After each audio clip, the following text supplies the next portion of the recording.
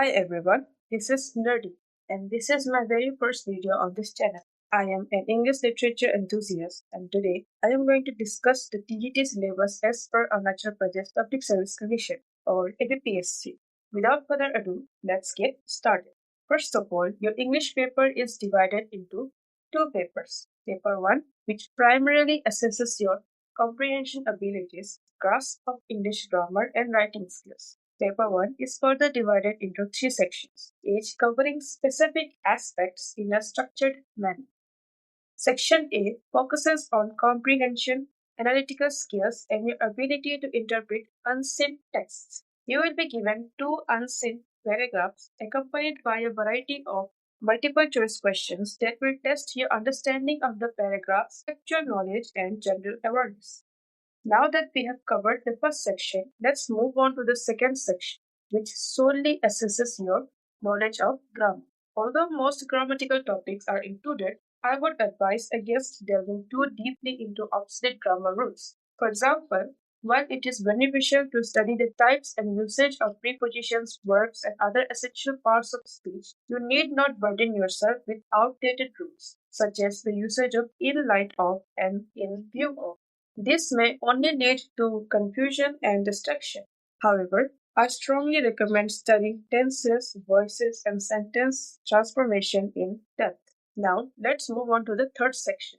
This is where the questions could make or break your success. What do I mean by that? As you may know, the formats and rules for letter writing, notices, and messages are frequently updated. If you search online or refer to different grammar books, you may find varying formats for the same writing tasks. So, how do you approach this section? First, let's understand the tasks included in this section. You get one short writing task such as notice, message, or email. Next, you will have to write a report on an event or place. Then, there's a task of writing an article or debate or speech based on some visual or verbal input on a given topic. For example, environment, education, child labor, drug abuse, etc. Then, we have another task of writing a formal or informal letter on the basis of verbal or visual input. The good thing here is that you already know what kind of letters you will have to deal with. So, the types include letter to the editor, letter of complaint, letter of request, and personal letters. Now that we have a clear understanding of paper 1, let's discuss the best way to tackle the writing section. Since the first two sections are relatively straightforward, this is where you must focus more. For the writing section, I strongly recommend using the classic grammar book by Wren and Martin. It is updated regularly, ensuring that you get the most current guidelines for grammar and writing formats. Now, let's move on to the more challenging literary section. However, there is some relief here, as this paper focuses on literary periods, writings, and stories rather than grammatical rules. Let's break it down. Firstly, you will need to study Shakespeare and his renowned plays. Additionally, I suggest learning about his literary career, life history, and other significant works, including his sonnets and lesser known plays. Since Shakespeare is the most prominent figure in English literary history, studying him in detail is essential.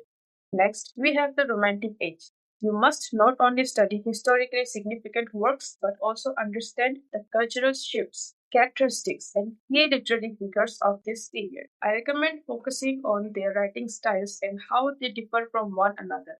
For instance, Shelley's writing is abstract and energetic, aiming to transcend the material world, whereas Keats' style is immersive and grounded, celebrating the physical and immediate. Analyzing these differences will not only help you write detailed answers, but also enhance your understanding of their works. Next, we have literary figures from 19th to 20th century America. I would suggest the same approach.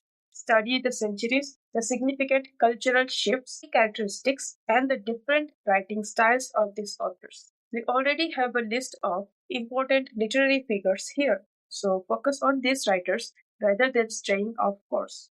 Moving on, we have modern Indian writing in English. The authors likely to appear in the exams are already listed in your syllabus. I advise you to study their biographies, the significant details that influenced their works, and their distinctive writing styles. Additionally, Remember small yet important details that may be tested as general knowledge questions.